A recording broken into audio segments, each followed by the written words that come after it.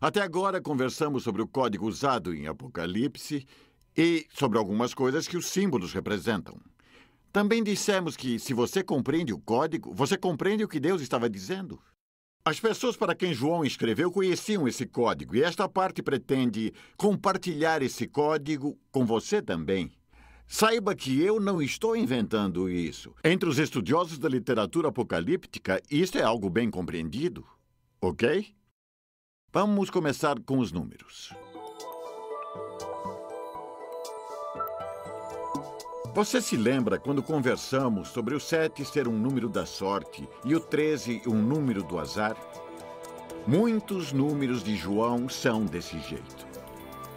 Eles representam um conceito que a igreja primitiva de Deus compreendia quando lia o livro de Apocalipse.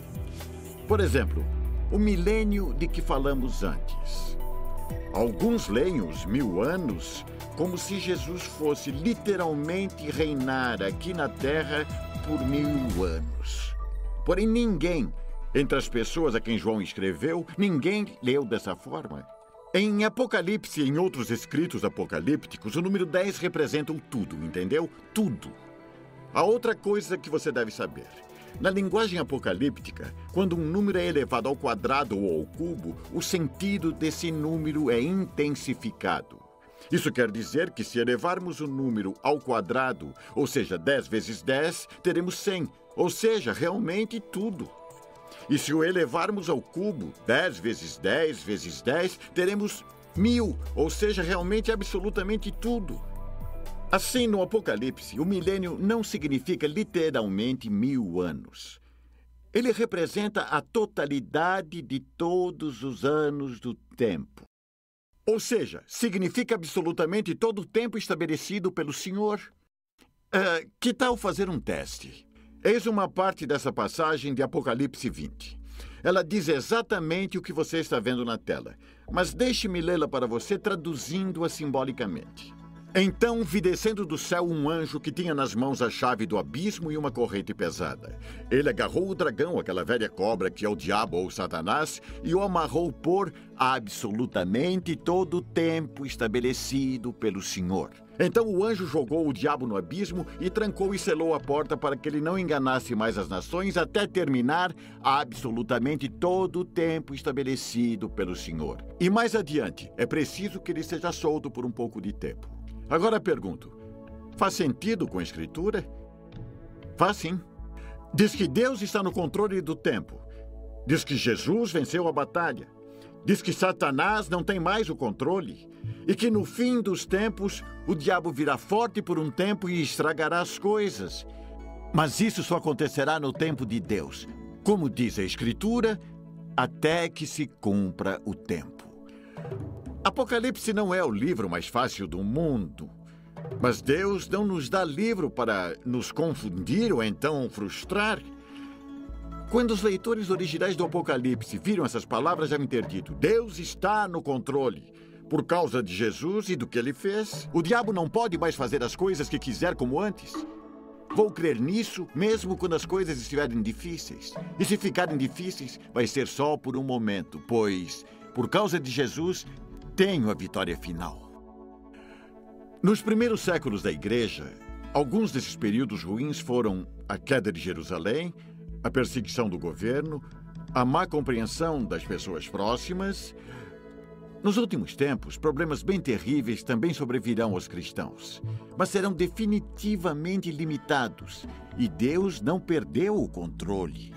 Jesus venceu o pecado, a morte e Satanás, e seu povo também é vitorioso. Eis um outro número para você, o número 4. Deixe-me perguntar, quantas direções há na bússola? De quantas direções falamos? Norte, sul, leste e oeste. Bom, 4. 4 é o número do mundo criado. Quando você encontrar esse número, 4, em Apocalipse, é nisso que você deve pensar. Se você estiver pensando em como tudo isso funciona, o Espírito Santo nos dá um exemplo excelente em Apocalipse 7:1.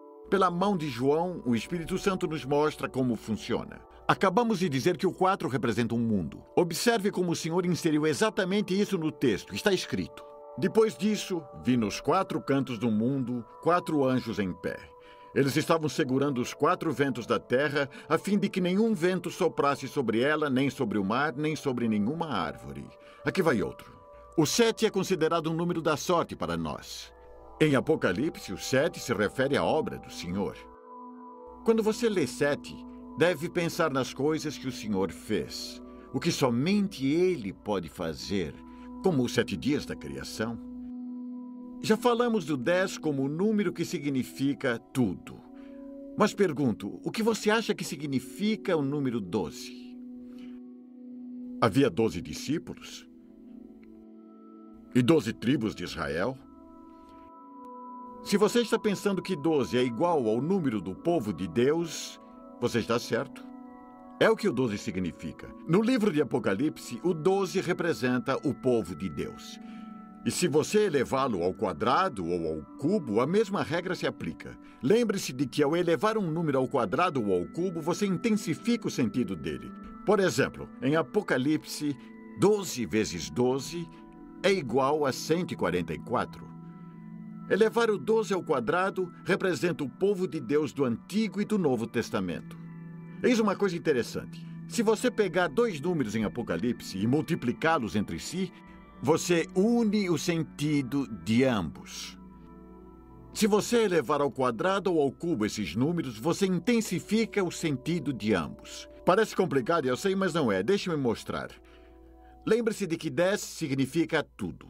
10 vezes 10 vezes 10 é igual a 1000, ou seja, realmente e absolutamente tudo. Assim, se você multiplicar 1000, que significa realmente e absolutamente tudo, por 144, que significa o povo de Deus do Antigo e do Novo Testamento, teremos 144.000, que significa realmente, absolutamente todo, 100% do povo de Deus no Antigo e no Novo Testamentos. Por isso, não precisa se preocupar que os 144.000 lugares do céu estejam preenchidos.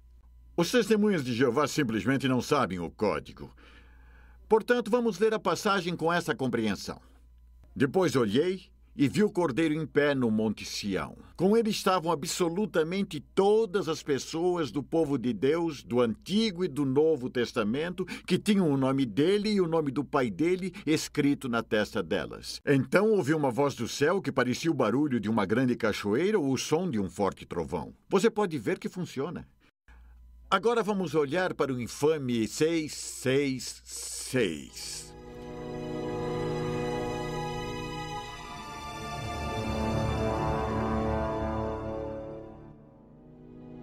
Você se lembra do 7?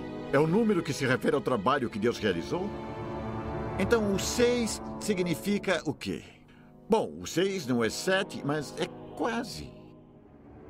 Pense nele como um número que gostaria de ser como 7.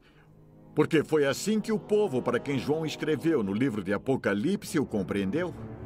Para eles, o 6 representava o trabalho de Satanás, de alguém que queria ser como Deus.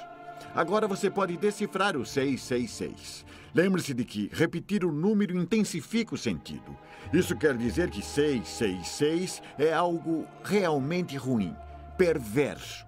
As piores coisas que o diabo poderia fazer. E você provavelmente deve saber sobre o número 3,5. 3,5 é a metade de 7.